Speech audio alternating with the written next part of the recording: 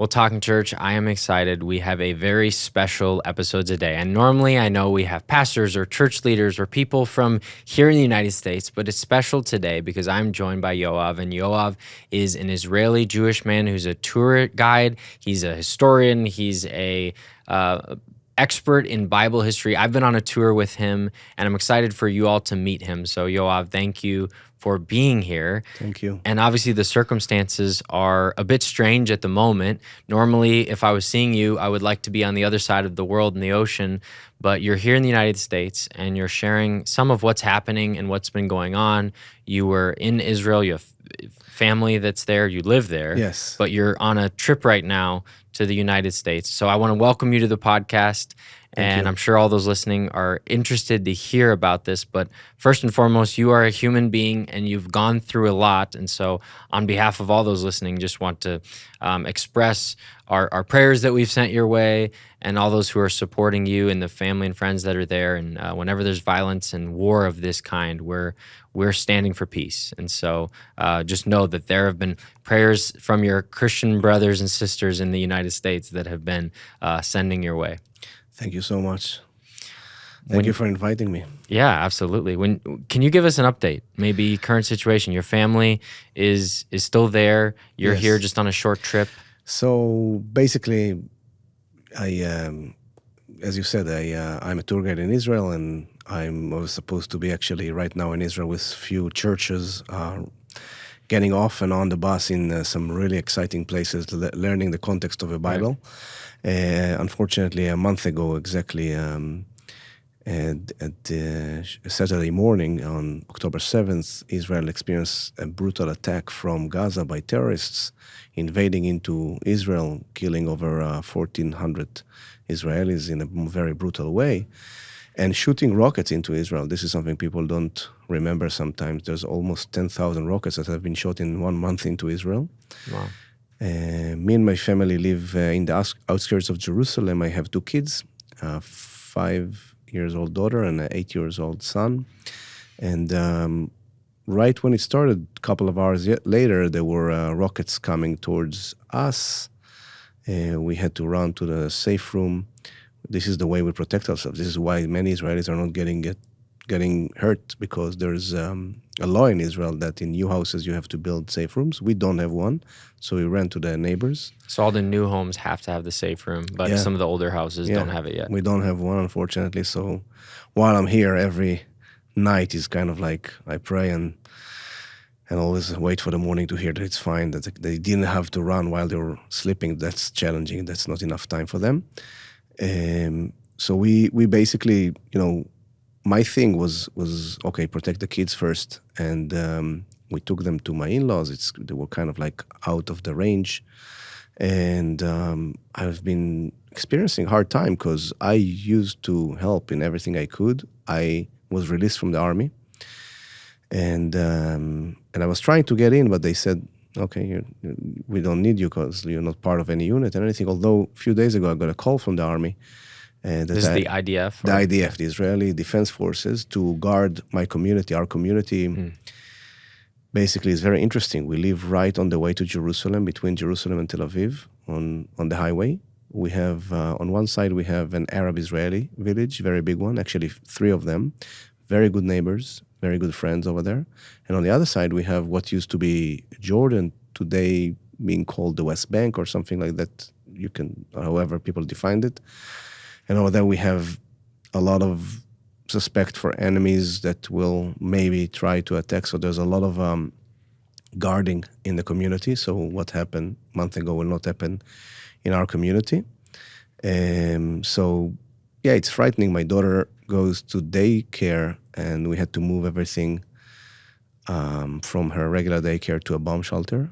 And actually all the kids in the community has to share the time in the bomb shelter, so it's not regular time. That's one of the harder things that Israelis with little kids experiencing. School for my son only run for his grade only twice a week because there are not enough bomb shelters. Because they're doing school in the bomb shelters, or you need to be in a short distance to run into the bomb shelter.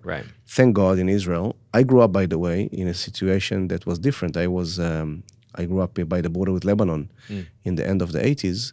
And I remember when we had rounds of violence with Hezbollah that was shooting rockets to us, we didn't have the alert system we have now. So we slept as kids in the bomb shelter for 2.5 weeks. Wow. Just stay in the bomb shelter because you don't know when it's coming. Today, thank God, we have a very, very advanced system. And this is something that is helping us a lot. I would say that in the world media, it's hurting us because, it's very hard to say it, but people look at death as proportion and stuff like that, and it's very, very bad that we manage to protect our people, and this is why we it's kind of like a lot of people judge Israel for attacking back, and unfortunately, people sometimes not involved getting hurt. We fight a terror organization that is hurting. It's very clear, and I know there's a lot of debates about it, but it's very clear to people that study the facts well that this terror organization is hurting the Palestinians themselves. Mm-hmm. I have Palestinian friends, some of them Christians. They're fearful of Hamas taking over, and we have neighbors. We do our groceries, everything we need to in the neighbor village. Arabs, they might the Israeli Arabs. There's 21% of Israelis are Arabs, Muslims. Actually, the community next to us got hurt by a missile, and one Arab Muslim guy, again, they might define themselves as Palestinians as well, got killed, 19 years old, from a rocket was sent by Hamas. And they don't want Hamas, and we get along. Just before coming here, I get go to my barber and, an Arab guy putting a knife over here, and I'm okay with it because that's the way we live. But with Hamas not recognizing our existence where we are, basically wants to kill us. And that's impossible. And that's the conflict right now, and it's a war. So it's very serious. Yeah, it's clear, and for somebody who I've lived in the Middle East in Lebanon and just got back from Jordan and have spent time in Israel, and so I've been in that part of the world and experienced much of the tension. How much of the tension do you see? You talk about your Arab friends, and I do want to get in, for those listening, we're going to talk about some of the significance of the region and the Holy Land and everything. And so this isn't just talking about the current situation, but it's so fresh and relevant, we can't just ignore it. Yes. When it comes to the religious conflict versus the area, because you talk about there's Arab Muslims that are your neighbors, that are your friends, that are your barber, but then there's also Arab Muslims who are Palestinians who live in Gaza, right?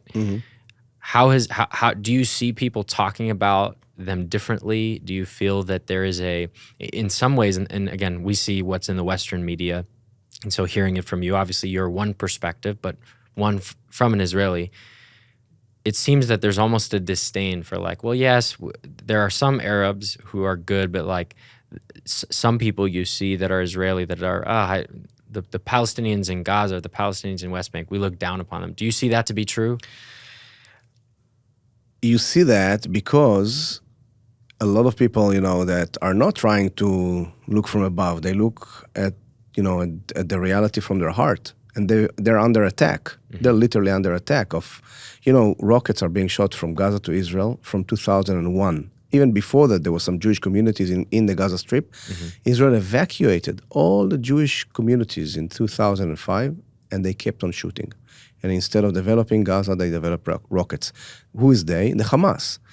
And unfortunately, if you're not looking at it from above and say, okay, not everyone, although a lot of them actually got educated with poison. I can tell you that an hour ago, I saw the Prime Minister of Israel announcing that Israel is promising the Gaza people much better future, peaceful and better the moment Hamas will not be there. And really hope they will not vote for Hamas again and bring Hamas they can develop things better, not on our life, not on top of our dead bodies, and not on top of our, babies and kids. And yes, you definitely see, because there's a conflict and there's violence that is happening, unfortunately, for decades.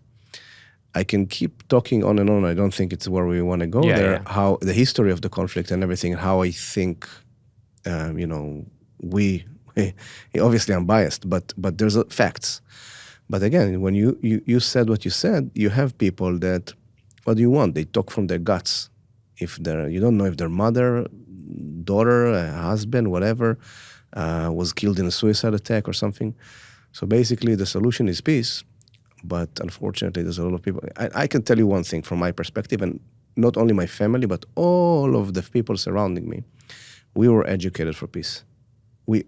You don't hear around me people saying we need to destroy everyone. Yes, we need to destroy Hamas. We need to destroy the threat.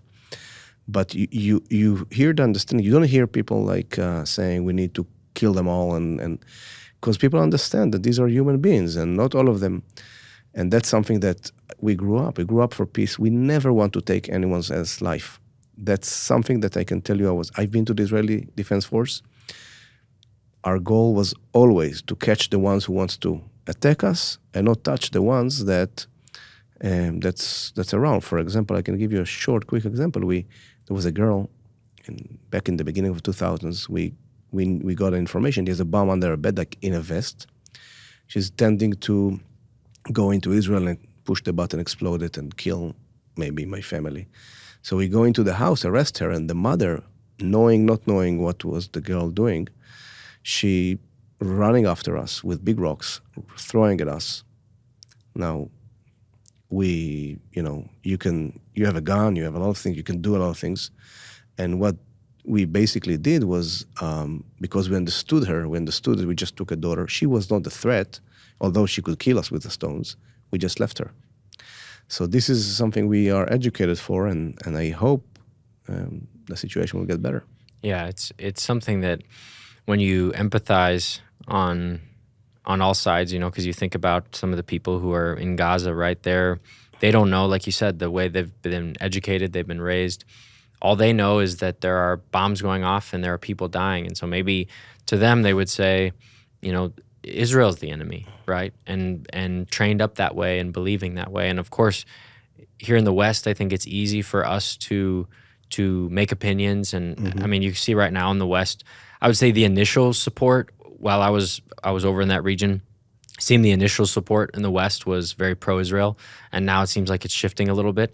Some of the protests that are happening just recently in Washington, D.C., giant protests for the Palestinian people. Again, this podcast is meant to be for church leaders and Christian leaders, but I think there's a reality to understanding that there are human beings involved in this all around, but there are real conflicts and real history that I think in the United States we're often oblivious to. I mean, our country was founded in 1776, right? We have neighbors to our north and south who, in general, we get along pretty well. Many people who listen go on vacation in Mexico, and they go vacation in Canada. And so having neighbors who maybe don't agree with our country's existence or agree with, you talk about the racism or the anti-Semitism or all of those different things. I think for a lot of us, it's just so foreign to us. And so for us, it's very much like, we'll figure it out, right? Just solve the problem. Yeah. I meet here a lot of Jews in America that it's not foreign for them, and they really feel they feel the truth that there is a strong attack towards Judaism. And if we talk here in your podcast, a biblical podcast, if you want, and there's a lot of misinformation here in the West that is leading to people that shout things against my family without even understanding what they're shouting.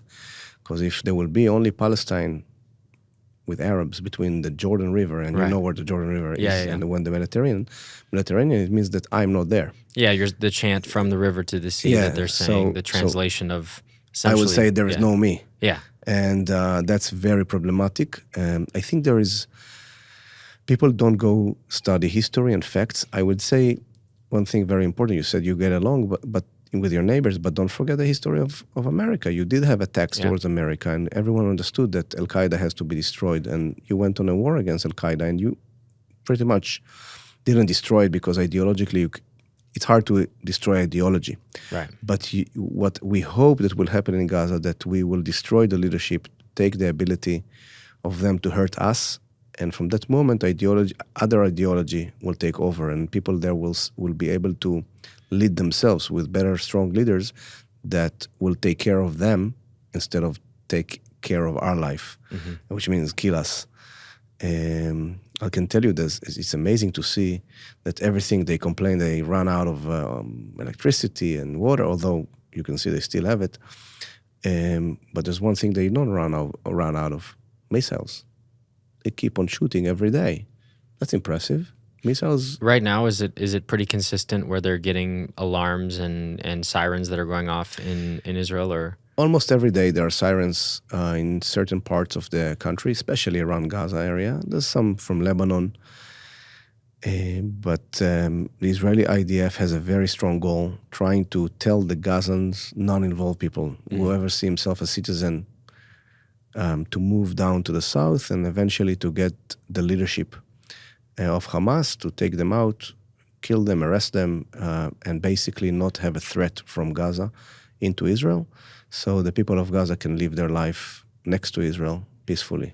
And how often of the missiles that are launched, we see the Iron Dome, right? This defense system. How often are the missiles landing in Israel? That's a very good question, because Iron Dome is a very, very sophisticated system. It usually knows if the rocket is going to hit a populated area or not and destroy the ones that are going to hit. But it's not it's actually detecting where a rocket's going. So it's not just shooting rockets down. It's making a calculation to say this is the most risky, or that one's going in the middle of nowhere. Yes. No more than that, it's also giving the alert, the siren, in the place. We can have neighbor communities having a siren and we won't have it because the calculation is that it's going to get to them. They have to run. There's two protections over here: running to the safe room and the Iron Dome. Iron Dome is not 100%, so there's a lot of direct hits in Tel Aviv and obviously around Gaza. All these communities that were evacuated, actually a lot of their buildings there are destroyed by rockets, because when there's a massive attack, the Iron Dome has a hard time to deal with it. I think that people talk about it and they're also amazed by the technology, but we have to mention, I think, every time that we need to ask the weird question: why do we have to deal with it? Right. Why do we have to have rockets flying into us? And I think the demand, and you hear the Israelis now, are so united around one thing: it will not happen again. And, the Israelis are afraid, or the leadership is afraid, that the world will put some sanctions and stop Israel because of political pressure. The Israeli people will not let it happen. If needed, there will be, I don't know if we can talk about an uprising or something, but the Israeli army, which is the people, that's all of us. Because everyone's required to do 2 years, or? Yes, everyone knows someone in the army right now. Not 3 years, boys, but then you have reserve until the age of 40. I'm 41, so I'm not in the reserve, but I have friends and family there and fighting right now. Well, I want to get into some of the biblical side of things, because that's an area that you're an expert at. And again, enjoyed my time in Israel with you, and you've led many teams from River Valley and others from around the country that you do groups with and teach them about history. And when you look at the history of the Middle East and of Israel, a lot of times you see people start at the Ottoman Empire, right? And they start at the Ottomans, and then they move on and they talk about the Palestinian conflict and everything. And I'm sure people have watched YouTube videos about this over the last month, learning maybe more about this. But what I'd love to do, and for those who are listening today, go kind of all the way back to as early as we can, as we look at in the early parts of the Bible, and as we move forward, the significance of the land, the significance of some of those sites and places. And of course, maybe those who are listening will want to go and they'll want to have you explain that to them when this war calms down and where people can start to travel back again. I know you're heading back soon, and our prayers are with you, but maybe take us back to the starting point, or wherever you maybe would, almost as if we're on a tour with you today. So I think we should all start with Abraham, and the promise. Abraham, Genesis 13, Abraham is getting the promise from God, northwards, eastwards. I can see myself standing on a hill in Israel, looking all directions. That's for you, Abe. Take it. And basically from there, that's the beginning of the relationship with the Jews, and later on it getting all the way to the New Testament and Jesus. being in this promised land. Actually, you have the promise to Abraham, and you have Jesus incarnating in this land. It's always the question why, and we can talk about it later. Maybe some ideas for that, but definitely it's the most recorded land in the history, even way before the Ottoman time. If it's pilgrims, Christian pilgrims, the Jewish Bible before. So this is a significant piece of land. When you walk around there, it's always exciting. My mom used to be a Bible teacher, and we study the Bible as Jews in Israel.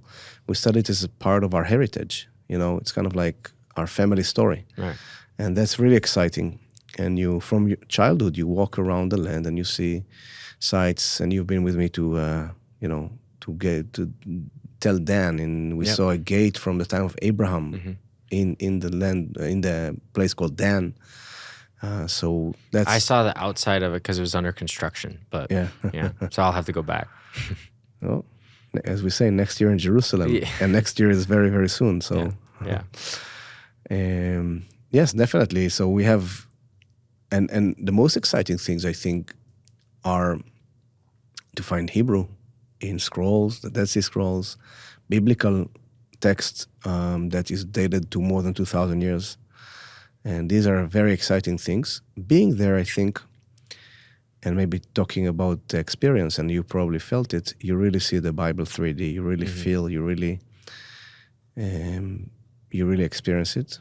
And so basically we can run over some sites and share what can you see and what can you experience, if beginning with Abraham and then, the Israelites going to Egypt, and you can talk about the experience of the desert. We have in the south, we have the Negev desert, which is very unique.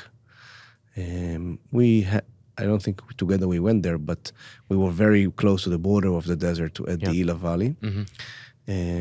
Coming back from the desert with Joshua coming in from Jordan, crossing the Jordan River to Jericho. Jericho is a visited site under the Palestinian Authority, by the way. And in regular days, tourists go there, safe, fine, right by the Dead Sea. So basically, you have the beginning there, and then the Israeli or the Israelites tribes splitting the land, and the judges, stories of the judges. Later on, the United Kingdom of David, maybe a little bit before that, Saul. So you can really see, we've been together to the Elah Valley where David killed Goliath, and it's really, really cool to see the context of the geography. You read it in the Bible. You have no idea when you read here in Minnesota, about the hill of Azekah, of Sukkot, and all of that. You can really point it out. We have evidence over there in the valley itself, and the brook, and the round stones that you're familiar with. So these are all there. When I remember when we were there, and maybe you can explain better, the significance of where that battle happened, right? To where it almost was a choke point for the armies at the time, that whoever won that battle would essentially have a free pass all the way through the rest of the kingdom. I don't know, maybe you can explain it better than I. A lot of the things that's happening in the Bible and generally in history, even this conflict right now, it's connected to roads and free path, or who control the world, basically. Because when you control the road, you control the world. Why? Because you can tell this army, you can go, or this products, you can move here or not. And there's a road that goes up to the hill country and goes up to the north, that the valley of Elah, and generally the meeting point between the Philistines that are coming from the coastal plain, right around Gaza area, and the Jews or the Israelites coming from the hills of Bethlehem, Hebron, Jerusalem. That's the meeting point, and it was few things happened there. If we take the stories of Samson and Delilah, it's not always the meeting point. This area is the meeting point, and it was very crucial to control it, because then you could control the highway coming from Egypt to the north and opposite, but also control some roads climbing up on the hill country. It's very important. Basically, visiting Israel, I think, when you understand the geography, you understand the words of the Bible better. I mean, that's one thing to understand. So definitely, yes. So the road system, and it's not the only battle. Yeah, you said that when you control the roads, you control the world, right? Hmm. And I mean, you think about the Romans at the time and Hmm. that that occupation, of the land of the Romans that they ruled over that at the time. The other thing that's so unique is all the inscriptions that you find and the inscriptions that actually continue throughout history to affirm what we read over and over again. Maybe if there's things that come to mind, there's many different towns that are still being uncovered, but things that come to mind, that things that you saw or that you've seen that actually give credibility to the words of the Bible, and through the inscriptions, through the archaeology that are found, it's actually adding to the case versus taking away from it. Definitely, definitely. This is out of the Bible, but parallel to the Bible story, the story of Masada. Masada is the first century story of the Jewish rebels running from Jerusalem at the year 70, actually staying there for about 3 years until the Roman army is coming there and basically put them under siege. And according to Josephus Flavius' recordings, they eventually killed themselves by each one of the families. There are 900 people. And then they have a lot at the end, the last 10 people. And the one that will win is going to kill each other and fall on his sword. And when you go there, what they found actually a few things that are really cool. One of them are the potsherds with name, that they think this is the last lot. On one of them, my name, 2,000 years ago, same way of writing, same Hebrew letters, Yoav, which by the way in English is Joab, Joab, and which by the way my name has a important meaning. It's Yo stands for Jehovah, Av stands for Abba, and that's God is my father. Yeah. And not far away from there, where they found these potsherds, they found a synagogue, and in the synagogue they found a room, and in the room they found scrolls from 2,000 years ago, time that is parallel to Jesus almost, with Old Testament scriptures on scrolls. For example, Ezekiel 37, the dry bones is there. So it's very exciting. And not far away from there, you have the community of Qumran with the Dead Sea Scrolls that were found in the caves there. Almost the entire Old Testament was found, and especially Isaiah is there. For those who maybe don't know the story of the Dead Sea Scrolls being found, maybe they've heard about it or they've seen it travel different museums, but maybe recount the story of how these scrolls were found. Let's take a step back. When we have the writing, writing starts around the time of David, around 3,000 years ago, a little bit earlier. And 1,000 years later, there's a lot of writings. We know it from the Romans and everything. A lot of the writings is happening with ink on scrolls, mostly parchment or papyrus. And most of it is not survived from 2,000 years ago. Why? Because it's disintegrate. Most of the areas are humid and rainy, and this brings bacteria. They eat it, and it's no longer existing, or fire. In the area of the Dead Sea, it's kind of like a very arid area that biological material can survive for longer. And there are about 11 caves that were found at the end of the 40s by a Bedouin, actually starting finding it, and later on some under Jordanian control. There's a French delegation that excavate there, and they find in caves around the community of what we think used to be the place, or the Essenes used to be a Jewish sect, a Jewish group. They find almost 1,000 pieces from 1,000 scriptures. Scrolls. They're divided to three groups. Some of them commentaries of the Bible. Some of them are basically sectorial text about the sect itself, the group, and we know that they used to be very ascetic. They're very strict with their Jewish life. And the third group, which is the most interesting one, are biblical books. They're missing only Esther, the scroll of Esther. We don't know if they didn't have it or we haven't found it. And it's written mostly in Hebrew, a little bit in Greek and Aramaic, mostly in Hebrew. And the writing and all of these scrolls are dated to the 3rd century BC, all the way to the 1st century AD, when this community was destroyed. So that's very exciting. The same words of the Bible that we read today are there, and it's parallel to the time of the 1st century. This community was keeping them, which is the time of John, time of Jesus, time of the New Testament story, which is very exciting. So when you think about Jesus reading a scroll in a synagogue, he would use the same kind of scrolls that we find there.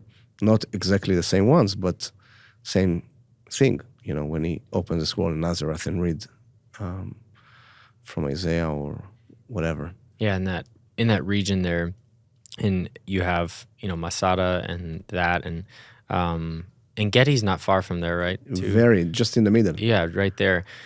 And I will say to those, if you've not been to Israel before, if you have the chance to take a cable car up to Masada or hike, I highly recommend you take the cable car. Definitely. We hiked it, and we looked at it, and we thought, oh, this is nothing. It's going to be easy. And by the end of it, we got up. We weren't even listening to anything you were saying because we were so exhausted. So exactly. Take the cable car. There's such a great hiking in Israel, especially in the desert. Masada, you have a cable car. Why too? Yeah, why do? I really stand for hiking in Israel. It's really good. Don't forget that the ancients used to walk. Jesus speaks about it. The Deuteronomy 6 talks about it. You should teach the words of God while you're walking in the roads. So walking in Israel is something that we do, hiking. It's really cool. There's a trail that actually connects Nazareth to Capernaum in the north. Walking with Jesus from Nazareth to Capernaum. That's very exciting. You can do that. They did it in a long day. You can do it in 3 days. There's some places you can spend overnight, either camping on guest houses. One of the other significant things you see is some of the characters of the Bible, and Pontius Pilate is one that they have scrolls of or engravings of, that the significance. Maybe talk about some of the other places. I believe that was in Caesarea. True. In Caesarea, so Caesarea is a city on the coastline of Israel built by King Herod. This is Herod the Great mentioned with the time of the birth of Jesus. And this is a massive city built to the top of the notch to the Romans' architecture and technology, with stadiums and hippodrome and theater and a beautiful palace that Herod built to himself. Later will be used by the governors of Judea, one of them Pontius Pilate. And he built a structure, probably a temple dedicated to Tiberius, the emperor, which is very rare. You don't find anywhere else in the Roman world a governor dedicating a temple to a living Caesar, because he was controlling the time of Tiberius. It tells us a lot about what we know from Pontius Pilate from other sources than the Bible. A little bit of too much thinking about himself, very, he was abusing the people. He actually never finished his term. He was sent back to Rome. And over there, they found the dedication inscription in a secondary use, which means the temple did not survive. We don't know why. The inscription at the entrance to the temple that Pontius Pilate built was taken to they actually redone the floor of the theater. It's flat inscription, good for pavement. They took it. That's called secondary use. And later on in the archaeological excavations, they found it. And it's presented actually in the Israel Museum, but there's replicas over there. Pontius Pilate, actually, they found also a ring used by him in another palace that Herod built south of Jerusalem called Herodium. I don't think you've been there, and you must go. Okay. During COVID, they reconstructed some of the stuff over there. First of all, it's beautiful. It's kind of adventure going there, but it's very unique. It's a little mountain that Herod built to bury himself for his tomb. I'm impressed by your memory, because you do all these different tours, but I mean, this was almost 7 years ago, or 7 years ago, actually, probably right around now. And you're remembering exactly where we did go and didn't go. So I'm just impressed by your memory. Yeah. What are other things when you look at? I mean, there's a lot of places. You've grown up there, you live there, you're an Israeli man, but you also love talking about the land and the significance of it. Maybe other things that have jumped out to you, and you don't need to give them all away, because obviously you have to save some for those who, when they go visit you. But what are some things that maybe made you understand reading Scripture differently, reading the Bible? And again, I know there's versus Jewish versus Christian, there's differences, of course, but there's still the significance on the land and what's happening.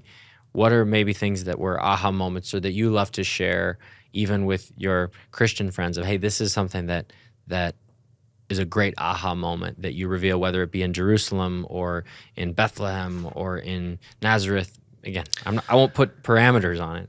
No, I think that the theme that I'm trying to put to my tours is context. Because you can learn and study about the Bible back at home. You have great pastors, great teachers.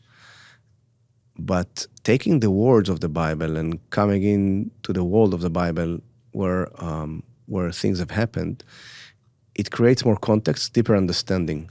So yes, it creates aha moments. It's very exciting when you really see the words coming back to life. If it's, for example, in the southern steps coming into the Temple Mount, and you sit there and you read about Acts chapter 2, and you really realize that it might have happened there in the stairs where you're sitting, because the all comes together and we read it together, and I can show them where was David buried, that Peter is talking about it and literally pointing at his tomb. And we know from Josephus they knew where David was buried 2,000 years ago. We don't know today. And that's a very exciting moment, I think, because it's a strategical place. It's the entrance to the Temple Mount. Jesus was there. Acts chapter 2 is happening there. These are all important stories that people carry in their heart. And now you can really understand the significance why it's happening there. Why do you need so many languages? Because we have visitors from all around the world coming to the Temple Mount. And so everything comes into a context. And aside of the fact you know the Bible is true, over there you see the Bible is true. Yeah. And I think it's cool. Yeah. I was reading a commentary the other day. How many people were expected to be in Jerusalem at the time of that Passover when Jesus' crucifixion? I mean, multiple millions? That's a good question, because definitely we have Old Testament talking about, when we read it, about millions. That's First Temple, Solomonic Temple. But today we know that at once when the Muslims, and we talked about it earlier, and the Muslims using the same Temple Mount platform, they can fit there in their holidays close to 300,000 people standing. Jerusalem of Jesus' time, of the first century, was the biggest in its history before modern days. Inside walls. The walls are not the same walls, they got destroyed, but still, a lot of the people would park outside. This is, by the way, why we have Garden of Gethsemane story outside of the walls, because people would park outside during the pilgrimage time. Park like their tents and things like that. Camping. Not literally. Their cars. They used to walk, as we said. So definitely, I think hundreds of thousands, all the way to higher numbers, but definitely hundreds of thousands of people, hosted by the city people, that's how I see it. Numbers are not easy, because even today, it's not easy to count people.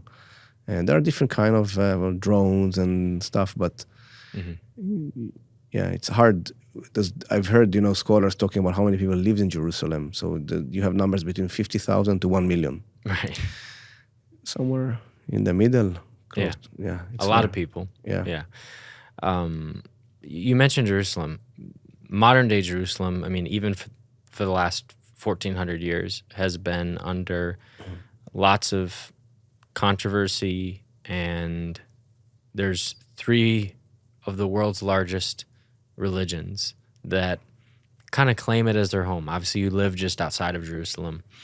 There's much peace, of course, in that, but there's also much tension. You're right. In that you have the Temple Mount of the historic temple, that of course the temple and the Holy of Holies has been destroyed, but you still have the mount there that now is the Dome of the Rock. And then near there is Al-Aqsa Mosque, which Muslims believe is where Muhammad had his night journey and went and visited and then ascended from there. Talk about maybe the tension and the significance of you as a Jewish man, but also seeing you have Christian neighbors and Muslim neighbors that are all sort of grabbing onto this place. And you mentioned why Jesus came there. the significance of Jerusalem for the world. Obviously, it's being talked about now because of the war that's happening, but throughout the theme of history, whether you're a Christian, a Jew, a Muslim, or not, Jerusalem has a pull that just keeps the world listening. True. As I said, most documented. It's not just listening, but sharing as well. Yeah. And the time under Israeli control over there, by the way, is one of the most status quo. The who rules where is very strong. Basically, it's always bring tension, and but people has to get along. I have people that I work that are Arabs, Christians, Arab Muslims. We work together. We share everything together, and we basically have some business together. And so it's people get along, and that's very interesting reality. Mm-hmm. Yeah, it's always sharing tension, bringing tension when people are spreading lies. Mm-hmm. Yeah. Are there, during the holy days, Jewish holy days, Muslim holy days, you mentioned the 300,000 people that go on Muslim holy days. What is the experience of Jerusalem like? Do Jewish people say, I'm getting out of here during the Muslim holy days? Is it vice versa? Or again, I know these aren't necessarily biblical questions, but maybe just for those who are curious, who have not been there, but there's still a lot that's happening. True. And it brings tension because of radicals that are sharing different things. Jews wants to go up, and they're not allowed to go up sometimes. Jews are not allowed to pray over there in Temple Mount, in the holiest place for the Jews. So lately there was some tension around it, but there's Israeli police that actually control there and keep the law and the status quo. Mm-hmm. So the closest place, the Western Wall, that would be the closest that Jewish people are allowed to get to pray toward the temple. But they're allowed to visit, not during Shabbat, not during Saturday, not during Fridays, but they're not allowed to pray. So if the Israeli police catch them praying, they will be taken off the mountain and be arrested sometimes. You mentioned Shabbat. We Christians have a lot of conflicting beliefs about the Sabbath and the significance of it today versus, obviously, it's one of the 10 commandments that's given to Moses. And you have, of course, it's a 10 commandment. Why would you not participate in this? Jesus, of course, being a Jew, participated in this. One of the questions that I had is, in the midst of what's going on right now in Israel, what does Shabbat look like right now? In you have sirens, and again, maybe this is a selfish question, but I was just curious thinking about. I experienced it when I was over there under normal conditions. The elevators, actually, the doors open, so you don't have to push buttons in the elevator. So there's those who take it very seriously. Yes. But what about if there's a siren going off? Can you open the door to a bomb shelter? Are there people struggling with that? No. Okay. Basically, the atrocities that we know from the Gaza area in Israel happened during Shabbat on the holiday, exactly. Yeah. A month ago, and when there's a siren, you run to the shelter. There's obviously people that are more strict Orthodox and less strict Orthodox, but way 2,000 years ago, Judah the Maccabee actually was facing it, whether we're allowed to fight on Shabbat or not. Actually, it's arguments that Jesus is coming into. What are we allowed to do on Shabbat or not? One of the things is to protect life. And we call it postponing the Shabbat rules, which means it's go over. So if an Orthodox person needs to drive in terms of security issues, he will drive on Shabbat. Same thing, by the way, with doctors, needs to save life. If you need to talk on the phone or something, or you need to eat to be alert, so you cook or something like that, Yeah. So you said people are taking Jesus' words and kind of saying, hey, look at this guy said maybe we were being too strict on things if we're not in a normal condition, though, many people would not do any of those things, right? You'd prepare your meal in advance. Orthodox people will prepare everything in advance and everything. But in a wartime, yes, there is even a radio channel that is open silently. So Orthodox people can leave it open. And if there's any reports or emergency announcements, the government will go through this channel and you will hear it, okay? Because you're not using your phone Shabbat. Right. During this war, they announce before Shabbat what channels will be silent, it's called. And again, if needed, now the siren obviously is going on Shabbat. And again, the ultra-Orthodox or the Orthodox Jews that keep Shabbat is very strict. If they are in the army, they will try to do as much as they can, the blessings of Shabbat, the prayers of Shabbat, but they'll drive the tank, they'll be fighting completely. Got it. It was very interesting to see this is the brutal contradiction between the atrocities that happen on Shabbat and you see the people that were evacuated or the people who died with their underwears, with there's still wine on the table from Saturday night, from Shabbat meal. There's wine and bread involved, challah. You still see that on the tables of these houses that the people have been murdered. So it's kind of a very tough picture, I would say, because it's in brutal intervention into holy life. Mm-hmm. Absolutely. As we come to a close on this conversation, what are maybe some final thoughts that you have? Of course, again, many people who are here, maybe they're not well versed to this idea. For you, it's very normal. Obviously, your time in the IDF, the experiences you've shared with us, the experiences you're living in right now, your family's living in right now, the tension. But any thoughts that you want to leave with people? As maybe it's a reminder, maybe an encouragement. Obviously, as once things do open up, part of why you came to the United States was to share this message and then to share that you're... I came to the States because I really know that what I know the best is to speak and talk about Israel, the history and the current. Yeah. I felt like this is the best thing I can do, and I meet here many, many people, Jews, Christians, privately, in houses, in churches, in synagogues. And what I know is that our front is also over here, because we need to finish a job with evil over there. And we need the support, we need the political world power not to stop us, because it was always there stopping us, and we kept on having the rockets. We don't want to have these rockets anymore. What I want to share is, or kind of like more of the wider aspect, is go find the truth. Follow facts, don't follow stories that people post. Check it. Always I'm willing to be a source of information if needed, and I always doubt things, and I always try to give the most accurate information I can. And I'm willing to give my information over here. And again, follow the facts, and always know, if you're a person of the Bible, that you have roots over there. And so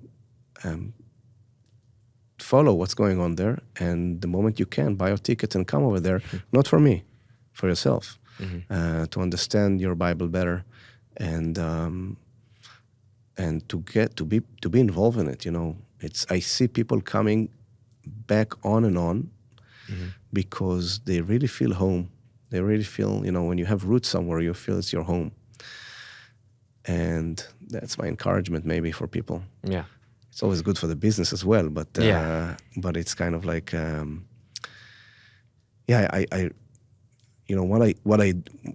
big part of my job is I always remind myself, why do I do what I do? Because not all tours I do are biblical tours or spiritual tours or religious tours. But I like to host people.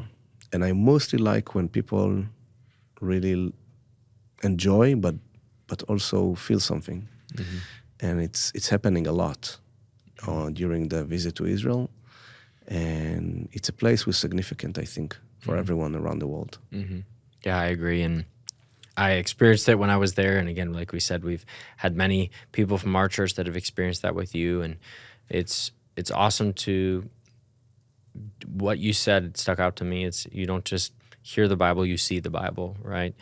And I think it's an amazing opportunity. And our prayer is that things would calm, and that, of course, evil would stop, and that lives would stop being lost all over. We mourn, Bible says that we mourn with those who mourn, right? And so we mourn with all the Israeli lives that are lost, all the innocent Palestinian lives that are lost, and in the midst of the war, we're praying for peace. That's what our church has been praying for, and of course, in the midst of peace, praying for justice to happen as well, and that we we wouldn't get misinformed. Again, I know it's difficult to talk about because I have people that I love that are Israeli, that are Palestinian, and I think it's difficult at times to try to articulate. And every time I see a post that I think seems to articulate it, there's always all sorts of anger and frustration and saying, no, you need to pick a side. And it's, no, we are for innocent people and we are not for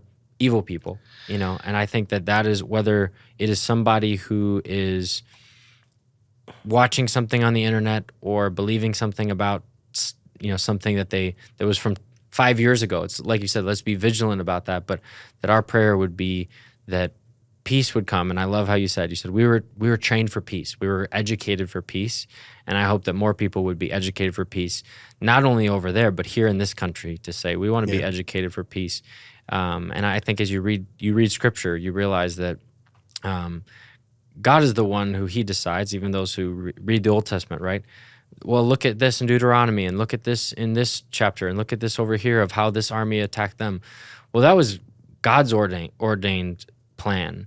We're not here to take what we think is God's plan into our own hands, right? And to say, well, I'm going to, in the name of my own wisdom or in the name of my own opinion, do this. But to say, no, I'm going to be prayerful, be considerate, and say, God, what do you want me to do so that I can respond to your plan accordingly? And so that's my prayer, that's my hope. And I hope that all those who listen today are encouraged, obviously, by the things that you shared, encouraged by maybe the lessons that they learned, and hopefully that they're excited about, I want to go, I want to experience more if they've never been, or maybe they've been before, that they can go and they can experience this place that has so much rich history and teaches us so many amazing lessons about the book that we all hold to be the most holy book. So follow, yeah. Thank you for your time, Yoav. Thank you. Yeah. Thank you so much for having me here.